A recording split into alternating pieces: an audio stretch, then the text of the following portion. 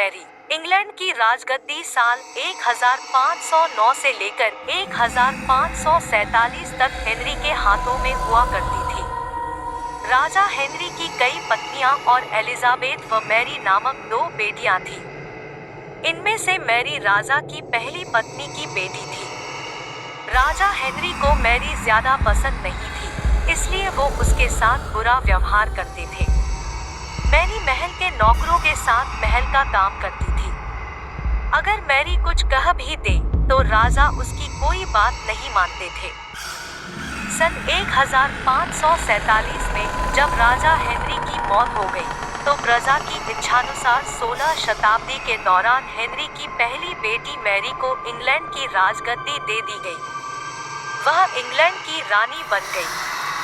उस समय इंग्लैंड के हालात बहुत अच्छे नहीं थे। इंग्लैंड कैथोलिक और प्रोटेस्टेंट इन 2 धर्मों के बीच में बंट गया था। उस समय दोनों धर्मों के लोगों के बीच जंग छिड़ी हुई थी। रानी मैरी चाहती थी कि पूरे इंग्लैंड में सिर्फ एक ही धर्म हो, लेकिन लोगों ने उसकी यह बात मानने से साफ इनकार कर दिया था। इससे नाराज होकर रानी ने उनकी बात न मानने वालों को मौत की सजा दे दी थी। वह ऐसे लोगों को जिंदा भी जला देती थी। रानी मैरी की इस क्रूरता की वजह से इंग्लैंड के लोग उससे नफरत करने लगे। ऐसा भी कहा जाने लगा कि रानी मैरी कुंवारी जवान लड़कियों के खून से नहाती थी। उसका मानना था कि उनके खून से नहाने से वह ज्यादा दिनों तक जवान रह सकती है।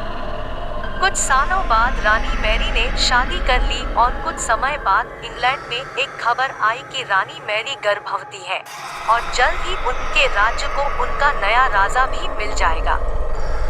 इस बात से हर सभी खुश हुए, लेकिन उस समय रानी मैरी के साथ बहुत ही अजीब घटना हुई। उनके गर्भ से किसी भी बच्चे का जन्म नहीं हुआ, बल्कि कुछ ही महीनों के बाद रानी मैरी का पेट फिर से सामान्य हो गया। वहाँ के ओझा लोगों ने अपनी तंत्र विद्या से बताया कि रानी मैरी के गर्भ में कोई बच्चा नहीं बल्कि एक भूत आकर निवास करता है।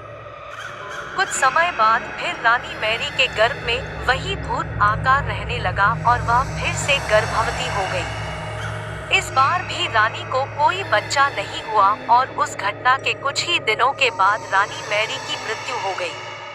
इसके बाद मैरी की छोटी बहन एलिजाबेथ को इंग्लैंड की राजगद्दी पर बैठाया गया और एलिजाबेथ इंग्लैंड की नई रानी बन गई। रानी मैरी की क्रूरता की वजह से इंग्लैंड को लोग उसे एक निर्दयी औरत मानते थे।